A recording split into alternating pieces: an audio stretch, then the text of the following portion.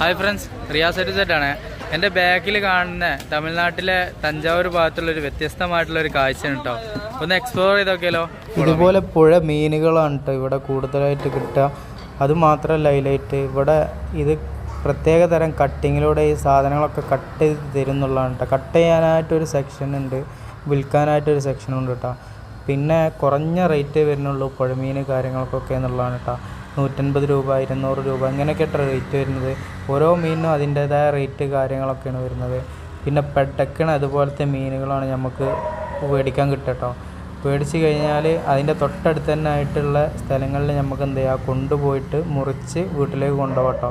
പിന്നെ ഒന്ന് ക്ലീൻ ചെയ്താൽ മാത്രം മതിയാവും, വേറെ പണികളൊന്നും ഉണ്ടാവില്ല. പിന്നെ അതുപോലെ വെള്ളത്തിൽ ഇങ്ങനെ പെടക്കണ മീനുകളായിട്ട് നമുക്ക് മേടിക്കാൻ കിട്ടുക കൂടുതലായിട്ടും.